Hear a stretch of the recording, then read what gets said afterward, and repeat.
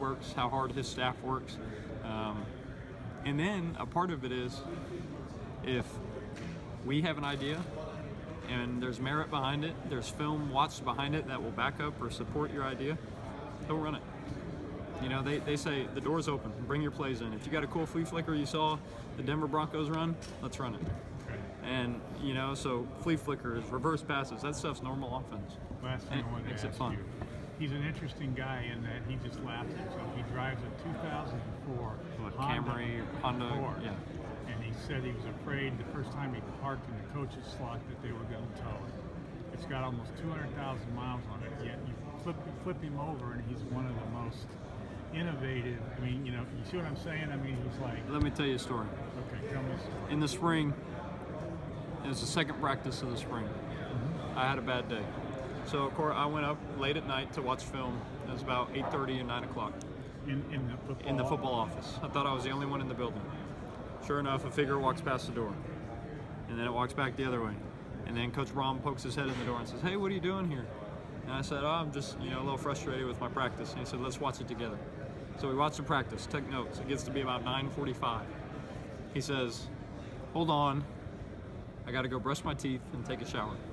"Thank you, sir." He said, "I got to go brush my teeth and take a shower." I start thinking, our locker room closes at 10. So he had to go down there and get in before his thumbprint didn't work. Took a shower. He said, "Okay, come into my office." Air mattress in his office. This is 3 months into being hired as a head coach at Purdue. He's sleeping on the floor because his house isn't ready and he doesn't want to pay for a hotel. That's the kind of guy he is.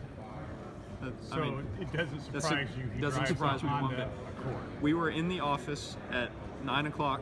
He had his hand on my foot. I had my socks on.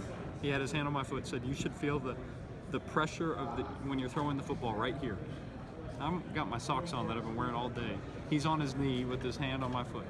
That's the kind of man he is. I would run through, well, these walls are soft. I'd run through one of the solid walls for him.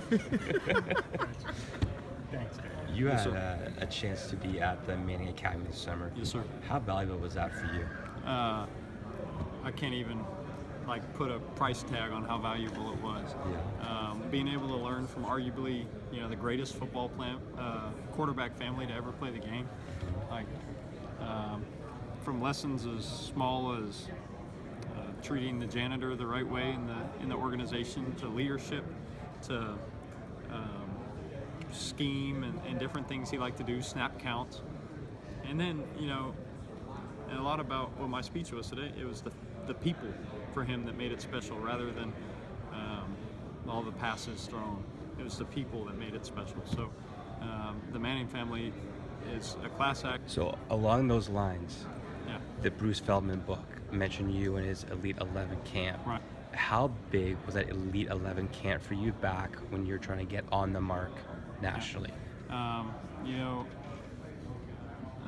the Manning camp and the Elite 11 were, they challenge you at the Elite 11. They say, do you love football or do you love what football brings you? And those are by far the two coolest things that football's ever brought me. Yeah. Being able to go and learn from the Mannings and then from Dilfer's staff and be out there in Oregon at Football Heaven and Nike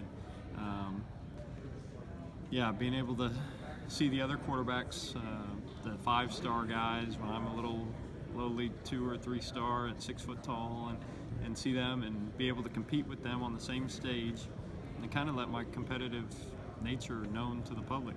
I'm not going to lose just because you're a 5. Like, we're going to compete, and that's the way I kind of see things. And so that was really cool to be out there with them and learn from that whole experience. It made me a better player. And yeah, it was a lot of fun, a lot of attention, and then meeting guys like Feldman, getting for his book and all that stuff. It's just been a blessing. Now, people saw today that as talented as you are as a football player, you're more than that. And I think part of that is the mission work you've done in the off season. Talk about how that's helped you grow as a leader, to help you grow as a man as well.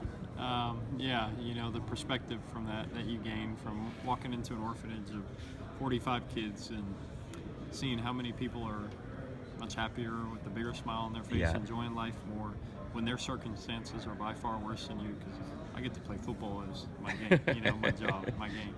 And it's humbling, and it puts things in perspective. I wish everybody could experience it. It really is special. Now, I know you hate losing, so I'm cautious asking you this, but the way that last season ended for you, Yeah. how does your faith help you deal with that adversity? Because Yeah. as a competitor, I know you hate how the season ended, but how does your faith help you? You know, I like to tell people that as quarterback of the team, I like when the responsibility falls on my shoulders, because I know I'm founded in something that's never going to fade. And things like the trips to South Africa at the orphanage, where the kids don't care if I throw 5 touchdowns or 5 interceptions. It's a great reminder to me that neither does the guy who I'm here to serve. Yeah. If I, you know, at the end of the day, it's about bringing honor and praise to His name, and that's what I believe. And that's a great reminder for me.